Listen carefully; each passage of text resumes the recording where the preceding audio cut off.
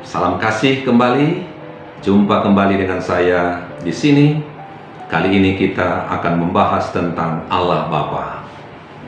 Allah Bapa sering disalahpahami. Kenapa disebut Allah Bapa? Musa menyebut Allah sebagai Bapa yang telah menebus mereka dalam Ulangan 32 ayat 6. Tuhan mengadopsi Israel sebagai anaknya. Nah, kita lihat di sini cara Tuhan berbicara melalui Yeremia 31 ayat 9, sebab aku telah menjadi Bapa Israel. Jadi Tuhan sendiri yang mengatakan bahwa Allah itu adalah Bapa orang Israel. Bahkan Yesaya 64 ayat 8, ya Tuhan, Engkaulah Bapa kami, seru Yesaya. Jadi, baik Tuhan sendiri mengajarkan bahwa Dia adalah Bapa kita, Yesaya pun mengatakan bahwa Allah itu adalah Bapa kita. Bahkan Mazmur 103 ayat 13, seperti Bapa sayang kepada anak-anaknya, demikianlah Tuhan sayang kepada orang-orang yang takut akan Dia. Jadi Raja Daud juga menyatakan bahwa Allah itu adalah Bapa. Bahkan melalui Meleaki menghubungkan bahwa Allah Bapa dengan perannya sebagai pencipta. Meleaki 2 ayat 10. Allah adalah Bapa kita melalui penciptaan dan penebusan. Sungguh kebenaran yang luar biasa. Perjanjian Baru juga memandang hubungan anak dan ayah, tentu dalam hal rohani, bahwa tidak dapat dibatasi antara Allah dan bangsa Israel, tetapi di antara Allah dan orang-orang percaya secara individu. Yesus menyediakan pedoman untuk hubungan ini. Ya. Jadi Allah sendiri yang menyatakan bahwa Dia adalah Bapa kita karena hubungan yang sangat spesial, sangat dekat dengan Dia. Bahkan melalui penebusan yang telah Kristus tempa, orang percaya diadopsi sebagai anak-anak Allah. Roh Kudus kemudian memfasilitasi hubungan ini. Alkitab menggambarkan Allah Bapa dalam istilah-istilah tentunya.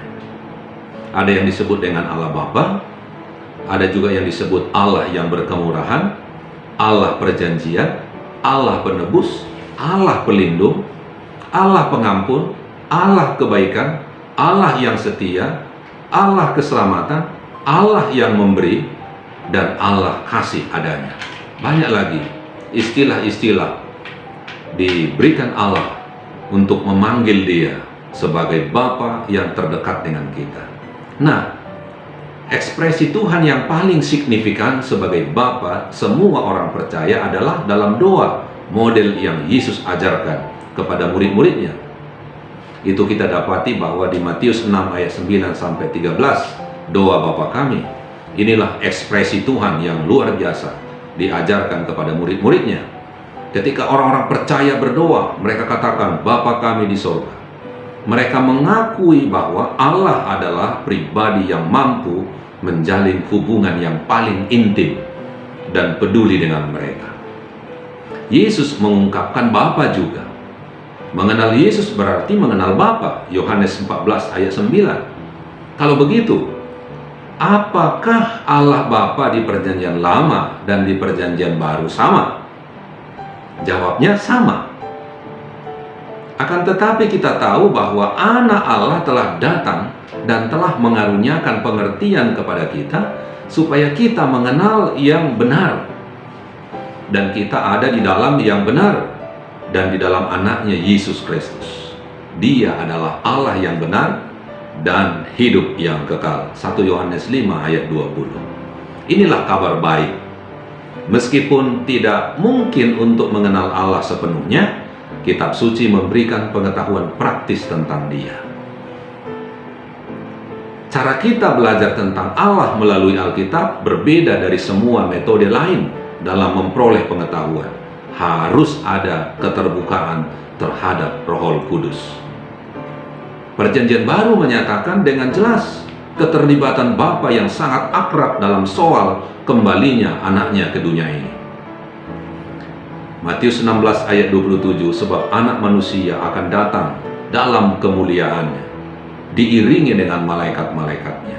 Nah, bagaimanakah kita akan menolak kasih yang demikian dan gagal mengakui Dia sebagai Bapa kita?